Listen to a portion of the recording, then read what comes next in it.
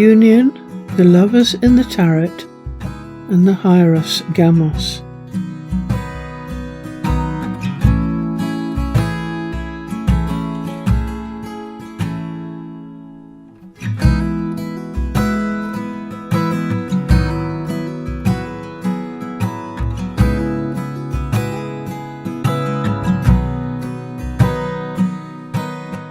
The Lovers is a tarot card, the 6th trump or major arcana card in most traditional tarot decks, and it symbolises an event variously called union, or the mystic marriage, Hieros Gamos, the chemical wedding, plus a host of other synonyms. It represents the symbolic joining of the masculine and feminine, which is a key step on the spiritual path, without which progress ceases.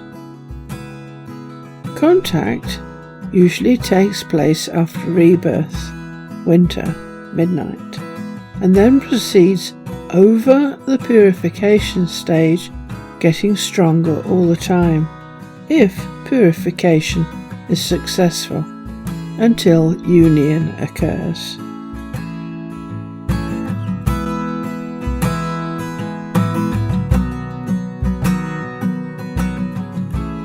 Some explanations, even some tarot cards, try to link the tarot card of the Lovers with the star sign Gemini, but this would be incorrect.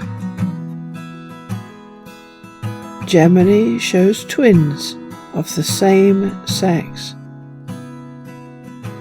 and Gemini symbolism is different.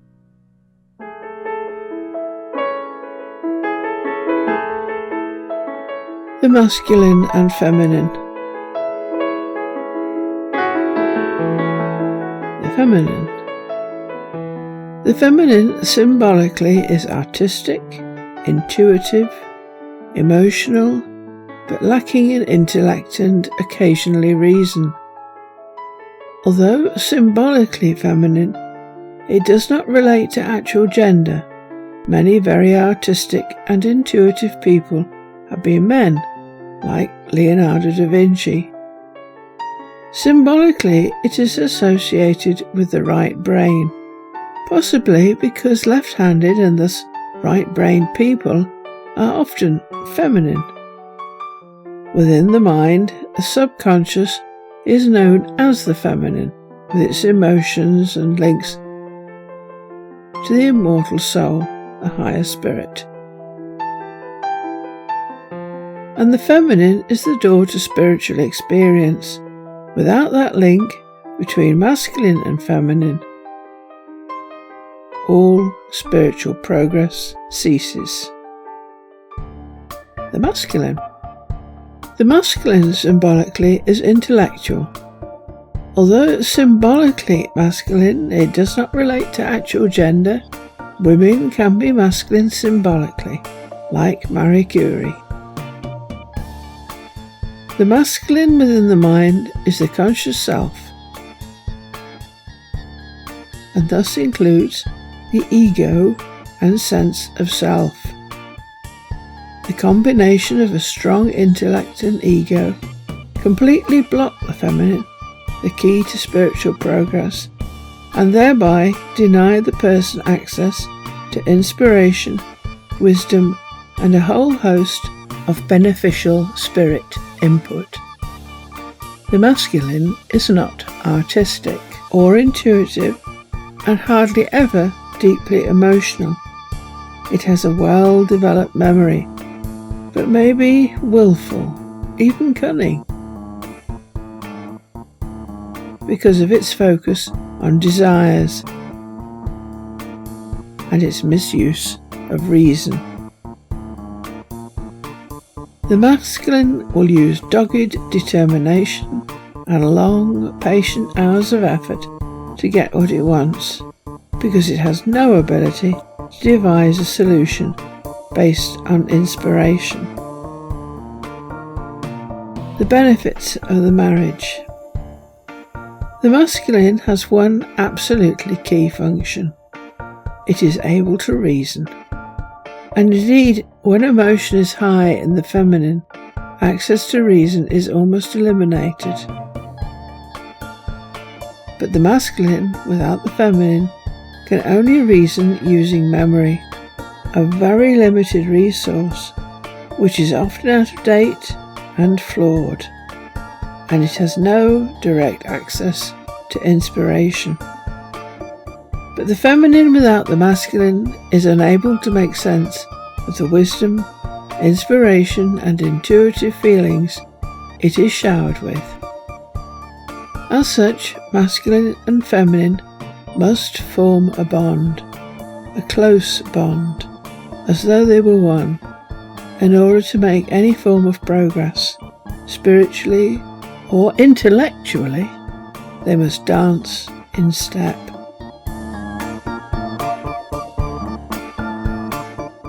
Yin and Yang. In ancient Chinese philosophy, Yin and Yang symbolise complementary opposites, black and white, or red, fire, and blue, water. The universe is dependent on these opposites existing. The wheel turns by their opposition. But they are interconnected, and this is shown in the diagram by having a small circle in each of the two segments with the colour of its opposite within itself. And so normally the masculine contains a small measure of the feminine, and vice versa, the feminine a small measure of the masculine. Thus a human being will never be entirely feminine or entirely masculine, unless they are bipolar, in which case mania is the uncontrolled feminine mind and depression is the uncontrolled masculine mind. And this results in different types of union being needed or possible. The main two are close union,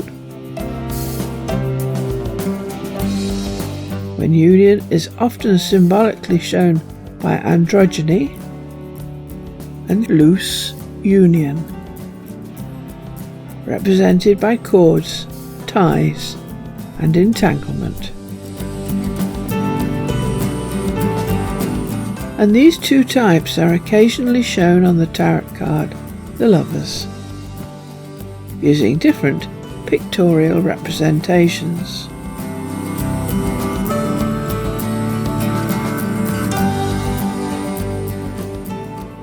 Close union and androgyny. Close union is the merging between the subconscious and the conscious of a single mind. It is achieved via spiritual activities, all of which seek to silence the chatter in the conscious mind. All are described on our website, www.allaboutheaven.org. For example, suppress, quiet the memory, squash the ego, the big I am, reduce desires and obligations. The higher spirit is shown as Eros in the Lover's Tarot card here, hovering over the couple, male and female, but hidden by a canopy, the veil. Here the card represents the balancing of the two aspects of the mind, the conscious masculine principle and the subconscious feminine principle. By balancing the two principles, one has achieved a unity, a wedding, in which the subconscious side is united with the conscious side. They become inseparable. The result is symbolically shown using androgyny. Shamans often dress in an androgynous way to indicate they have reached this state. But in the UK, the symbolism is preserved in pantomime, with the use of pantomime dames and principal boys. Pantomime has been described as a dramatic entertainment originated in Italian mime accompanied by music. The mime has long since been replaced by humour, songs and words, but it attempts, using old nursery rhymes and folk tales, to preserve ancient symbolism. And androgyny is one of the symbols used. The pantomime dame is a man dressed as and pretending to be a woman. And the principal boy is a girl dressed as and pretending to be a young man. Loose union, cords, ties, and entanglement. More often, the nature of one's destiny, the timing of the entry onto the spiritual path, and the skills needed result in loose union between people or animals. Loose union is when two or more human beings form a union of minds to achieve progress on the spiritual path.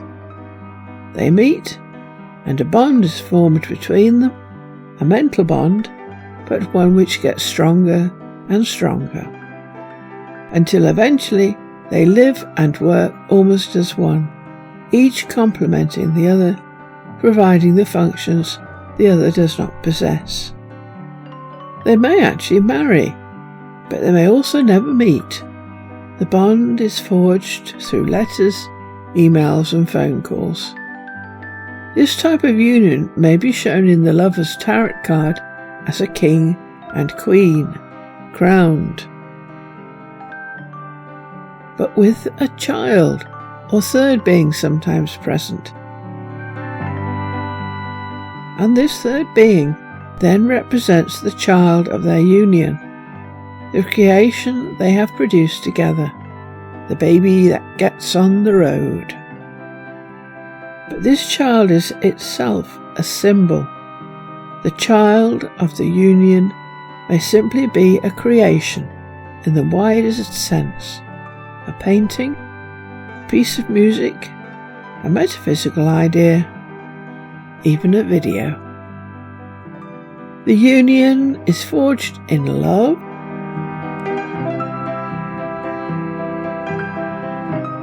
and the baby thus produced is as special and holy as a real baby. But the feminine remains a virgin, as no sex is ever involved.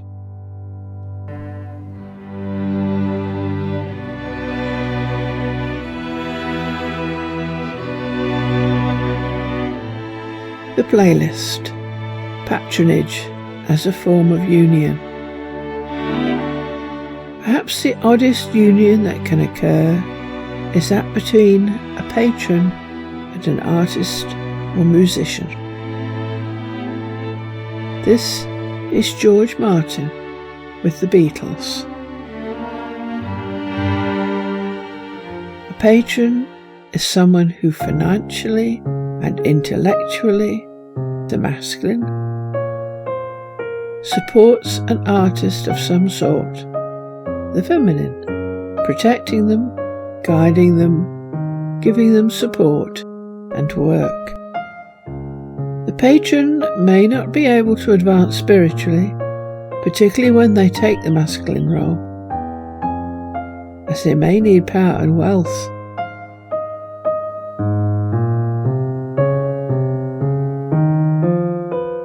And an almost impervious ego to attain the power and wealth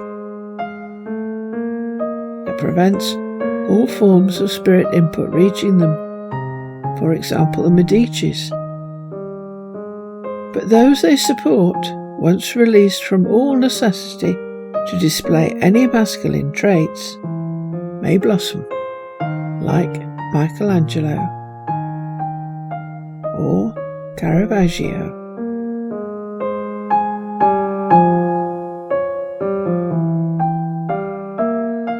and the patron may gain the wisdom, insight and inspiration he or she is directly denied by gaining it indirectly, like Catherine the Great. If you were an artist in days gone by, like Raphael, and had a powerful patron, like the Pope and Church, your financial security was all but guaranteed, and all your everyday needs, house and food, were provided for you, leaving you able to be creative. Occasionally, with remarkable freedom to choose the subject, this is La Donna Gravida, The Pregnant Woman, by Raphael. So we have provided guest videos in the playlist of cases where loose unions of artists with a patron produced extraordinary works of art and music. George Martin, a documentary by the BBC. The Medicis by Rick Steves.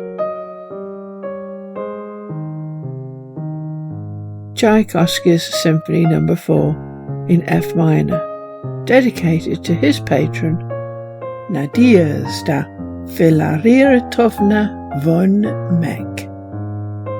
Von Meck was a Russian businesswoman, best known today for her artistic relationship with Pyotr Ilyich Tchaikovsky, supporting him financially for 13 years. But they never met.